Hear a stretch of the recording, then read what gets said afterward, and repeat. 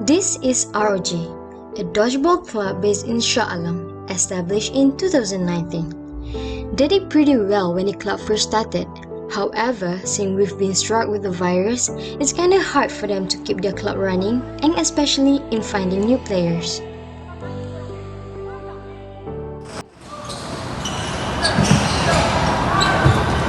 Orang tak ada kawan ni nak ajak main semua. Aku dah cuba kontak lah kawan aku semua tak nak. Orang tak minat lah. Tak berkawan. Pura macam tu, jom lah kita main. Ini kan? Jom. Ini lah. Macam mana aku nak cek player tak apalah. Aku call Zahir lah tanya.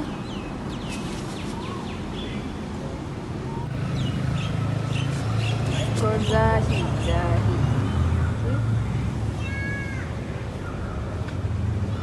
Hello, Assalamualaikum Zahir. Kau ada kat mana Boleh tak aku nak jumpa kau malam ni? Aku nak bincang pasal player untuk dashboard ni. Boleh kita jumpa dekat Shah Alam. Okey.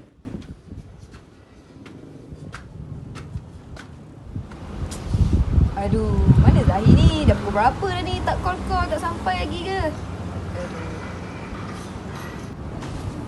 Assalamualaikum coach. Waalaikumsalam. Ni kan sesat tadi, lambat sampai. Ya. Motor problem tadi. Okey. Jumpa duduk. Okey, jom. Zahir, saya panggil awak hari ni sebab saya nak tahu macam mana nak kembangkan kelab ni Ya, saya fikir Saya rasa saya pernah dengar kot perkhidmatan pihak. PR? PR tu apa? Ya Macam menarik pula Macam ni. Coach, ni Balkis PR. Balkis PR ni siapa? Dia ni dulu pernah jadi PR untuk saya punya volleyball club. So, mungkin kita boleh ambil dia untuk dashboard club kita lah. Oh, kira senang lah sebab Balkis ni pun kawan awak kan? Dia pun dah tolong, so dah nampak lah. Boleh lah kontak dia. So, kita proses untuk kontak dia. Ya betul. Okay.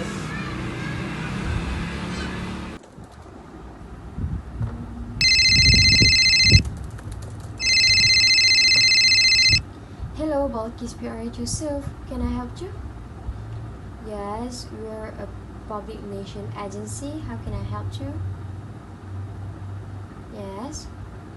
Yeah. We do specialize in managing a club or an athlete appearance also to the public. Yes, true. I suggest we do an appointment so that we can discuss further. Yeah, sure. After a month since the meeting, the PR has started to make so much plan for the club development. They have planned for a tournament, media posting, and other approaches through media. After a few months later, this is how it's going in ROG. They now have more players. Their social media posting have changed so much. From a boring post to an eye-catching post now. They've also joined tournaments here and there, make an appearance in a local YouTube channel, and importantly, they've also got the sponsors for the club. Impressive.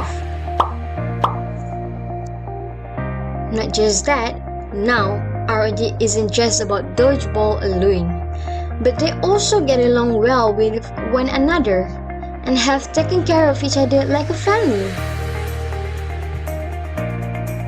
All of this shows that by having PR in a team or in any sports management can help develop and maintain a positive image to the public. Most people don't even realize or they might never know the important role of a PR in sports management. But now, you know. Bye!